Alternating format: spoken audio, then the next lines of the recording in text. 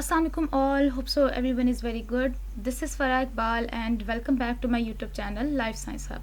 So in this lecture series we are talking about the first year biology and in the previous lecture हमने देखा कि domain archaea क्या है और domain archaea के basic features कौन से हैं. And now in today's lecture we will learn about how the archaea are unique. क्या ऐसा क्या ख़ास स्ट्रक्चर है आर्किया में जो कि इसको यूनिक बनाता है, इसको बाकी तमाम डोमेन से, डोमेन बैक्टीरिया एंड यूकेरिया से डिफरेंट बनाता है. सो बेसिकली क्योंकि हम इनमें डिफरेंस की बात करने वाले हैं, so that's why I had made this table for you. यहाँ से हमारी अंडरस्टैंडिंग थोड़ी जो है आसान हो जाएगी. So before starting my lecture don't forget to do subscribe ताकि आपको हमारी नेक्स्ट आने वाले lecture series time to time मिलती रहें. So let's take a start. So हमारा जो फर्स्ट कैरेक्टरिस्टिक यहाँ पे हमें नज़र आ रहा है that is cell membrane. As we know कि cell membrane is the inner covering of the cell और हम इसका बेसिकली देखेंगे, कंपोजिशन देखेंगे कि ये कैसे डिफरेंट है यूकेरिया और बैक्टीरिया से. सो देखें जी, हमारी जो डोमेन आर्किया है इसकी cell membrane contains lipid with the ether linkage between glycerol and fatty acid. कि इनके ग्लाइसरोल और फैटी एसिड के अंदर ईथर लिंकेज मौजूद होती है as compare to domain bacteria and domain eukarya. अगर इनकी बात की जाए तो इनकी ग्लाइसरोल और fatty acid linkage, fatty acid के दरमियान जो अटैचमेंट है बॉन्ड्स की वो एस्टर लिंकेज है.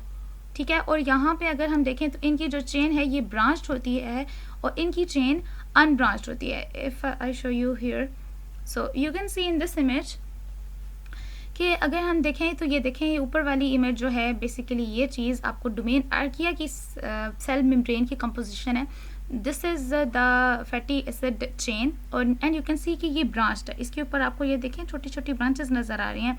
लेकिन अगर हम इसका कंपैरिजन करें ये इससे डोमेन बैक्टीरिया और यूकेरिया से, तो इसके अंदर कोई ब्रांचिंग हमें नज़र नहीं आ रही. ये बिल्कुल स्ट्रेट चेन्स है. यहाँ पे भी यही स्ट्रक्चर आपको दिखाया गया. इसके अंदर जो चेन्स हैं ये ब्रांच्ड हैं और इसके अंदर चेन अनब्रांच्ड हैं. So do remember this point.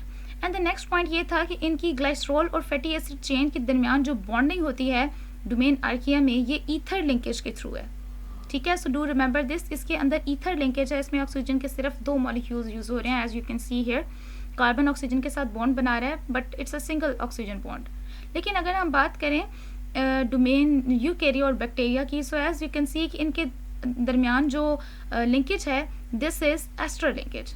ठीक है, और इसमें 2 ऑक्सीजन के मॉलिक्यूल्स यूज़ हो रहे हैं विद कार्बन. सो ये बेसिक डिफरेंस है इनकी सेल मेम्ब्रेन की कंपोजिशन में कि डोमेन आर्किया में इनकी जो फैटी एसिड चेन है ये ब्रांच्ड है फर्स्टली, और सेकेंडली कि इनकी ग्लाइसरोल और फैटी एसिड के दरमियान जो लिंकेज है दैट इज़ ईथर लिंकेज. ठीक है, लेकिन अगर हम डोमेन बैक्टीरिया और यूकेरिया की बात करें तो इनकी जो चेन है fatty acid chain that is unbranched और इनकी लिंकेज एस्टर लिंकेज है. So this is the main difference between the cell membrane of domain bacteria, eukarya and archaea. So let's back toward the lecture.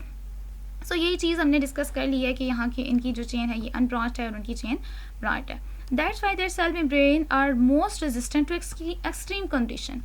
So as हमने देखा कि इनकी जो archaea की cell membrane है फैटी एसिड चेन, इनके अंदर ब्रांचिंग प्रेजेंट है. ठीक है, सो इस ब्रांचिंग की वजह से इनका जो रेजिस्टेंट इन एक्सट्रीम इन्वायरमेंट में ये रेजिस्टेंट है इनकी कि ये इस एक्सट्रीम हार्श कंडीशन में भी सर्वाइव कर सकते हैं. लेकिन अगर हम बात करें बैक्टीरिया और यूकेरिया में तो इनके अंदर ये फीचर हमें नज़र नहीं आ सकता. इनको सर्वाइवल के लिए एक ख़ास टेम्परेचर और ख़ास एनवायरनमेंट चाहिए. अगर इनको वो चीज़ नहीं मिलेगी so they will die. But archaea have an ability to survive in such an environment just because of its cell membrane composition. So our next point is cell wall. As we know, cell wall is the outermost covering of the cell. So animals में तो ये cell wall नहीं होती but हमें bacteria और archaea के अंदर cell wall की नज़र आती है. So हम बात कर लेते हैं the cell wall of the archaea lacks cellulose and peptidoglycan. As we know कि सेलुलोज जो है वो प्लांट्स की सेल वॉल में प्रेजेंट होता है और पेप्टिडोग्लाइकन हम देखते हैं कि ये बैक्टीरिया की सेल वॉल के अंदर हमें नज़र आता है. लेकिन आर्किया के अंदर इन दोनों चीज़ों से इनकी सेल वॉल नहीं बनी हुई. Instead they contain a distant polysaccharides and proteins. इनके अंदर जैसा हमने देखा कि सेलुलोज और पेप्टिडोग्लाइकन नहीं है तो ये पॉलीसैकेराइड्स और प्रोटीन्स से बने हुए हैं. Polysaccharides basically these are the carbohydrates, these are the sugars. ठीक है, इनके अंदर सेलुलोज और पेप्टिडोग्लाइकन प्रेजेंट नहीं होता बल्कि पॉलीसैकेराइड्स और प्रोटीन्स प्रेजेंट होती हैं. And some of them have pseudopeptidoglycan. Pseudo, here the word pseudo means false कि इनके अंदर पेप्टिडोग्लाइकन फर्स्टली तो प्रेजेंट ही नहीं है, अगर प्रेजेंट भी है तो अपनी असल हालत में मौजूद नहीं है। यू कैन से कि इनके अंदर फॉल्स पेप्टिडोग्लाइकन प्रेजेंट है। इसी के बिलमुकाबल अगर हम बात करें बैक्टीरिया की, तो बैक्टीरिया के अंदर सेल वॉल पेप्टिडोग्लाइकन की बनी हुई है, एज हमने इसको पहले देखा। अब अगर हम बात करें कि पेप्टिडोग्लाइकन क्या है, a polymer containing a sugar and amino acid that provides a structural support. Here is the you can say definition of peptidoglycan कि पेप्टिडोग्लाइकन क्या है, और इस तरह का क्वेश्चन आपसे बेसिकली एमसीक्यूज में पूछा जा सकता है। ठीक है, पेप्टिडोग्लाइकन क्या चीज़ है? These are the polymers containing a sugar and the amino acid that's provide a structural support.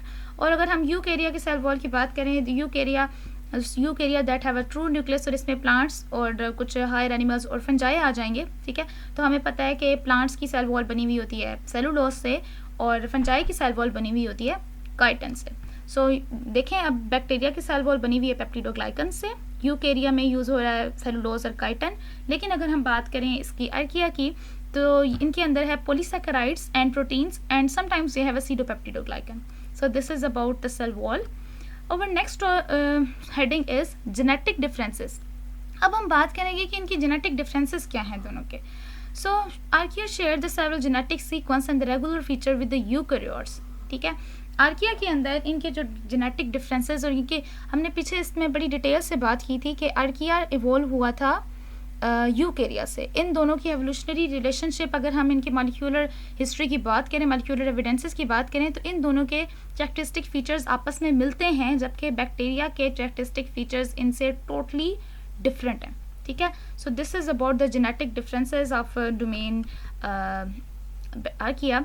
और नेक्स्ट टॉपिक इज, नेक्स्ट सब हेडिंग इज मेटाबॉलिज्म। अब इनके अंदर मेटाबॉलिज्म कैसे हो रहा है? अब आर्किया की अगर हम बात करें, the archaea have a unique metabolic process.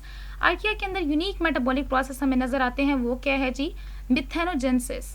कि इनके अंदर ये कैपेबिलिटी मौजूद है कि ये मीथेन की प्रोडक्शन कर सकते हैं, लेकिन ये ख़ास फीचर हमें बैक्टीरिया और यूकेरिया के अंदर नज़र नहीं आ रहा। ठीक है, ये कैरेक्टरिस्टिक हमें सिर्फ और सिर्फ आर्किया के अंदर नज़र आता है, so that's why it's a unique.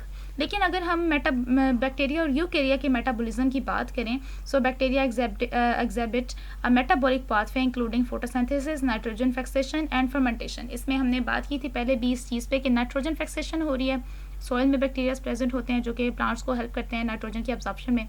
इसके अलावा इनका मेटाबॉलिक प्रोसेस फोटोसिंथेसिस के थ्रू हो रहा होता है। ठीक है, फोटोसिंथेसिस, ये सनलाइट की प्रेजेंट में अपनी खुराक तैयार करते हैं। इसके अलावा ये फर्मेंटेशन में यूज़फुल है। फर्मेंटेशन क्या होता है? फर्मेंटेशन में बेसिकली यू कैन से कि बैक्टीरिया के इफेक्ट की वजह से कोई चीज़ गल सड़ के एक नई चीज़ बन जाती है। इसको मोस्टली अल्कोहल्स और बेवरेजेस बनाने के लिए यूज़ किया जाता है। ठीक है, so this is about the metabolism of bacteria. अगर हम यूकेरिया की बात करें, eukarya have a complex metabolic process. इनका मेटाबॉलिक प्रोसेस बैक्टीरिया और आर्किया से, इन दोनों से कॉम्प्लेक्स है। कैसे?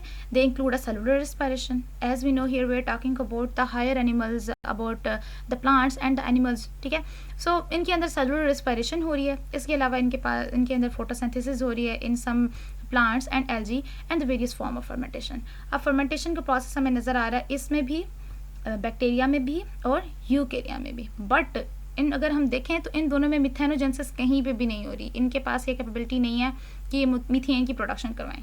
ये नाइट्रोजन की अब्जॉर्प्शन करवा सकते हैं, ये कार्बन डाइऑक्साइड प्रोड्यूस कर सकते हैं, ऑक्सीजन प्रोड्यूस कर सकते हैं, but they are not eligible to produce methane. ये सिर्फ प्रोसेस हो रहा होता है मिथेनोजेंस के जरिए, जो कि है प्रेजेंट आर्किया में। So that's why archaea is unique. So these are the basic differences between the cell wall, cell membrane, genetic differences and the metabolism of domain archaea, bacteria and eukarya. उम्मीद करती हूँ आज का lecture आपको अच्छा लगा होगा. If you like the video, so share it with your friends and do subscribe my channel. See you in the next video. Till then, take care. Allah Hafiz.